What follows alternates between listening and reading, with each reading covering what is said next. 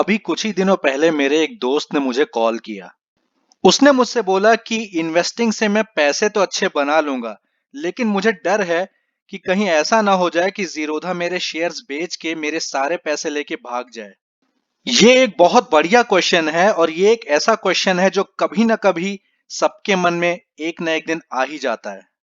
और इसीलिए मैंने इस पे एक वीडियो ही बना दिया है और डिटेल में बताया है कि आपको अपना पैसा सेफ रखने के लिए क्या करना होगा। जब बात पैसे की होती है तो अच्छे से अच्छे लोगों की नीयत बदल जाती है। इसलिए आपको अलर्ट होना जरूरी है और पैसे को सेफ रखना बहुत ही जरूरी है। तो चलिए शुरू करते हैं बेसिक्स के साथ और जानते हैं कि शेयर्स को बाई और सेल करने का क्या प्रोसेस होता है। कंपनी के शेयर्स बॉम्बे स्टॉक एक्सचेंज और नेशनल स्टॉक एक्सचेंज पे ट्रेड होते रहते हैं, लेकिन आप डायरेक्टली यहां से खरीद नहीं सकते। इसके लिए आपको किसी ब्रोकर के थ्रू एक ट्रेडिंग अकाउंट खुलवाना पड़ता है। तो मान लीजिए जीरोधा ब्रोकर है तो आप जीरोधा के थ्रू एक ट्रेडिंग अकाउंट खुलवाएंगे, और जब जीरोधा आपका ट्रेडिंग अकाउंट खोलेगा तो साथ में ही आपका डीमैट अकाउंट भी खुल जाता है।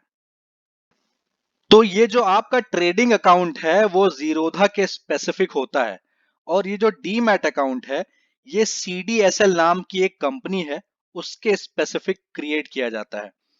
तो अभी इन दोनों का मतलब क्या है कि आप जीरोधा का जो ट्रेडिंग अकाउंट है उसके थ्रू आप ये शेयर खरीदोगे, और खरीदने के बाद आप उसे कहीं ना कहीं तो रखोगे।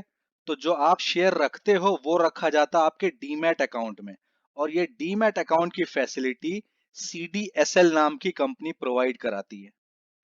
तो किसी कंपनी के शेयर को खरीदने के लिए आप ऑर्डर प्लेस करते हो जीरोधा के ट्रेडिंग अकाउंट के थ्रू, और उस ऑर्डर को जीरोधा बॉम्बे स्टॉक एक्सचेंज या फिर नेशनल स्टॉक एक्सचेंज पे प्लेस करता है आपके बिहाफ पे।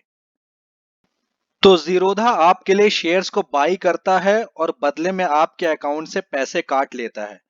उसके बाद ये शेयर जो है खरीदने के बाद ये शेयर यहाँ पे आ जाता है, डीमैट अकाउंट में आ जाता है। डीमैट अकाउंट को आप एक तरह से बैंक अकाउंट के जैसा ही मान सकते हो। तो जैसे बैंक में आप पैसा रखते हो वैसे ही सेम डीमैट अकाउंट में आप शेयर रखते हो। तो जैसे पैसा आपके बैंक के अकाउंट में कोई भी डाल सकता है, कोई भी ट्रांसफर कर सकता है, लेकिन जब पैसे निकालने की बात आती है तो हमेशा आप ही ऑथराइज करते हो, आप ही सिग्नेचर करते हो या फिर आप ही पिन डालते हो, तभी पैसा निकाला जा सकता है। सेम फंडा यहाँ पे भी होता है। तो इस केस में क्या होता है, जीरोधा के ट्रेडिंग अकाउंट के थ्रू शेयर्स खरीदा जाता है और जीरोधा उसे आपके डीमैट अकाउंट में डाल देता है। तो यहाँ पे क्या हुआ, शेयर्स हमारे डीमैट अकाउंट में कोई भी ब्रोकर डाल सकता है खरीदने के बाद, लेकिन जब उस शेयर को बेचना होगा तो हमको ही ऑथराइज करना पड़ता है। और इसीलिए जब भी हम जीरोधा के थ्रू कोई भी शेयर सेल करते हैं तो हमें पिन डालना पड़ता है। वो पिन डालने का मतलब ये होता है कि हम जीरोधा को ऑथराइज कर रहे हैं कि हमारे बिहाफ पे शेयर्स को सेल कर दे। और ये जो बाइंग और सेलिंग का सारा प्रोसेस है ये सेबी रेगुलेट करती है, जिसका फुल फॉर्म है securities and exchange board of India. लेकिन प्रॉब्लम की बात यह है कि सेबी के रेगुलेशन के बाद भी मार्केट में बहुत सारे ब्रोकर से रिलेटेड फ्रॉड सामने आए हैं। जैसे 2019 में कार्वी स्टॉक ब्रोकिंग से रिलेटेड बहुत बड़ा फ्रॉड सामने आया। इन्होंने क्या किया था, इन्होंने आपके शेयर्स जो आपके डीमैट अकाउंट में पड़े होते हैं वो शेयर्स आपसे बिना पूछे हुए वहां से निकाला और अपने अकाउंट में रख लिया। उसके बाद इन्होंने आपके शेयर्स को गिरवी रख के बैंक से और एनबीएफसी से लोन लिया। लोन के पैसे को इन्होंने अपने रियल एस्टेट बिजनेस में इन्वेस्ट किया। और ये ऐसा कर कैसे पाए, इसका मेन रीजन है पावर ऑफ अटॉर्नी। तो जब भी आप किसी ब्रोकर के थ्रू ट्रेडिंग अकाउंट और डीमैट अकाउंट खुलवाते हो तो आप कभी भी ध्यान देना, आपको एक फॉर्म साइन करना पड़ता है जिसका नाम होता है पावर ऑफ अटॉर्नी। मतलब आप उस ब्रोकर को पावर ऑफ अटॉर्नी प्रोवाइड कर रहे हो कि वो आपके बिहाफ पे शेयर्स को सेल कर सके और बाई कर सके। और इसी चीज का use Karvy stock broking firm ने किया। और यही पावर ऑफ अटॉर्नी आपने जीरोधा को भी प्रोवाइड किया हुआ है। इसीलिए आप हमेशा अलर्ट रहा करो और एक चीज का ध्यान दिया करो कि जब भी आप अपने शेयर्स को सेल करते हो तो शाम को आपको मेल पे और फोन पे मैसेज भी आता, कंफर्मेशन का मैसेज होता है वो, और वो मैसेज आता है सीडीएसएल के तरफ से। तो आप इस चीज का ध्यान देना। तो कभी भी अगर ऐसा कुछ हो कि आपको शाम को सीडीएसएल का मैसेज आया लेकिन आपने दिन भर तो कोई शेयर्स बेचा ही नहीं, तो अगर वहां पे शाम को आपको कोई मैसेज या फिर मेल आता है कि आपके डीमैट अकाउंट के थ्रू एक ट्रांजैक्शन हुआ है, तो आप तुरंत ही अलर्ट हो जाया करो। तो ये तो था पहला पॉइंट। अब दूसरा पॉइंट ये है कि जब कार्वी स्टॉक ब्रोकिंग का फ्रॉड सामने आया तो सेबी काफी अलर्ट हो गया, और इसीलिए अब ये रूल आया है कि जून 1 2020 या उसके बाद जो भी अकाउंट खुलेंगे और अगर लोगों ने पावर ऑफ अटॉर्नी नहीं दे रखा है ब्रोकर को, तब अब हम लोग सीडीएसएल का ट्रांजैक्शन पिन डाल सकते हैं ऑथराइजेशन के पर्पस के लिए। और ये जो ऑथराइजेशन होगा डायरेक्ट सीडीएसएल की वेबसाइट पे जाके होगा। अभी जो हम पिन डालते हैं जीरोधा वाला, जब हम शेयर्स को सेल करते हैं तो वो पिन जो हम लोग डालते हैं वो जीरोधा के एप्लीकेशन पे ही डालते हैं।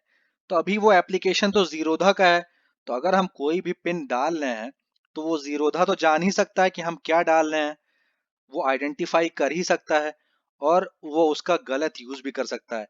इसलिए जो अब ये नई फीचर आई है सीडीएसएल ट्रांजैक्शन पिन की, इसमें क्या होगा, जब हम जीरोधा पे शेयर्स को बेचने चलेंगे, जस्ट उसी टाइम पे ऑथराइजेशन का एक बटन मिलेगा, हम उसे क्लिक करेंगे तो हम सीडीएसएल की वेबसाइट पे चले जाएंगे और वहां पे जाके वो ट्रांजैक्शन पिन डालेंगे। अभी वो ट्रांजैक्शन पिन जो जनरेट होगा वो उसी वेबसाइट के थ्रू जनरेट होगा और वहीं पे जाके हम लोग को ऑथराइज करना पड़ेगा। तो ये जो ट्रांजैक्शन पिन है सीडीएसएल वाला, ये जीरोधा का ऐप कैप्चर नहीं कर पाएगा और वो जान नहीं पाएगा कि हम लोग कौन सा पिन डाल रहे हैं। तो एक बार हम सीडीएसएल में जाके ऑथराइजेशन कंप्लीट कर देंगे, तब हम वापस जीरोधा के ऐप पे आएंगे और उसके बाद हम अपने शेयर्स को सेल कर पाएंगे। अब इसका फायदा ये होगा कि जीरोधा कभी भी बिना आपकी मर्जी के आपके शेयर्स बेच नहीं पाएगा। तो अगर जीरोधा कंपनी बैंकरप्ट हो जाती, बर्बाद हो जाती या कहीं भाग भी जाती है तो कोई प्रॉब्लम नहीं। आप किसी दूसरे ब्रोकर के थ्रू अकाउंट खुलवाना और सीडीएसएल में जो आपका डीमैट अकाउंट ऑलरेडी खुला हुआ था जीरोधा के थ्रू, उसके अंदर जो शेयर्स पड़े हुए थे उसको आप नए ब्रोकर के अंडर के अकाउंट में ट्रांसफर करा लेना। जिन लोगों ने जीरोधा में अपना अकाउंट खुलवाया था नवंबर 2019 के पहले, उनके लिए ये सीडीएसएल ट्रांजैक्शन पिन वाली फीचर अभी अवेलेबल नहीं है, लेकिन जीरोधा ने बोला है कि आने वाले समय में वो जल्द से जल्द इस फीचर को अवेलेबल करा देगा उनके लिए भी। मैंने जो अभी तक बताया ये तो पूरा थ्योरेटिकल था, तो चलिए अब मैं आपको प्रैक्टिकली दिखाता हूं कि आपको स्टार्टिंग से क्या क्या करना होगा और आपका ट्रांजैक्शन कैसे कंप्लीट होगा, आप अपने शेयर्स कैसे बेचोगे और उन्हें कैसे ऑथराइज करोगे। सबसे पहले हमें क्या करना होगा, हमें सीडीएसएल की वेबसाइट पे जाना होगा। आप यहाँ पे देखिए मैंने रेड कलर से हाईलाइट कर रखा है, इसके वेबसाइट का नाम है cdselindia.com। और इस पे जाने के बाद आपको एक लॉगिन बटन दिखेगा, यहाँ पे देखिए राइट साइड में मैंने रेड कलर से हाईलाइट किया हुआ है, इसको आपको क्लिक करना होगा। आपको लॉगिन स्क्रीन दिखेगी। इस लॉगिन स्क्रीन में खूब सारे ऑप्शंस होंगे, जिसमें से आपको जनरेट EDIS TPIN वाला ऑप्शन सेलेक्ट करना है और उसके बाद ये लॉगिन बटन को क्लिक करना होगा। उसके बाद आपको ये स्क्रीन दिखेगी। इस स्क्रीन में देखिए आपको डालना है BOID। तो ये BOID आपको कैसे मिलेगी, आप जीरोधा पे लॉगिन करो, आप अपनी प्रोफाइल पे जाओ और वहां पे आपको दिखेगा डीमैट ब्रैकेट में BO, ये अकाउंट नंबर होगा और ये 16 डिजिट का अकाउंट नंबर होगा। इस 16 डिजिट के अकाउंट नंबर को आपको यहाँ डालना होगा और उसके बाद आपको अपना पैन नंबर यहाँ पे डालना होगा। ये दोनों चीजें डालने के बाद आप नेक्स्ट पे क्लिक करोगे। नेक्स्ट पे क्लिक करने के बाद आपके पास OTP आएगा और OTP प्रोवाइड करोगे और उसके बाद आपका ट्रांजैक्शन पिन जनरेट हो जाएगा, आपके पास एक मेल आ जाएगी और आपके मोबाइल फोन पे एक मैसेज आ जाएगा। आप उस ट्रांजैक्शन पिन को कहीं नोट कर लेना, क्योंकि हर बार जब भी आप जीरोधा पे जाके शेयर्स को सेल करोगे तो आपको वही नंबर प्रोवाइड करना होगा ऑथराइजेशन के लिए। तो देखिए अब ये प्रोसेस होगा कैसे। आप ये स्क्रीन देख सकते हैं, पीछे जो स्क्रीन है, आप इस स्क्रीन पे जाते हैं अपने शेयर्स को सेल करने के लिए। तो जैसे आप इस स्क्रीन पे जाएंगे तो आपको ये स्क्रीन दिखेगी ऑथराइजेशन वाली। तो यहाँ पे आपको कंटिन्यू बटन को क्लिक करना होगा। कंटिन्यू बटन को क्लिक करने के बाद आपको ये स्क्रीन दिखेगी। इस स्क्रीन पे आने के बाद आपको मैनेज ऑथराइजेशंस क्लिक करना होगा। मैनेज ऑथराइजेशन क्लिक करने के बाद आपको ये वाली स्क्रीन दिखेगी। तो आपको देखो, आपको अपने स्टॉक्स के नाम दिखेंगे और क्वांटिटी का कॉलम होगा, लेकिन आपको कितनी क्वांटिटी सेल करनी है, जो क्वांटिटी आपको सेल करनी है उतना आप यहाँ डालोगे और वही क्वांटिटी ऑथराइज होगी। तो जैसे मान लो आपके पास HDFC की 2 क्वांटिटी है और आप ऑथराइज कर रहे हो 1 यहाँ पे, तो 1 क्वांटिटी ही ऑथराइज होगी और वही क्वांटिटी आप सेल कर पाओगे।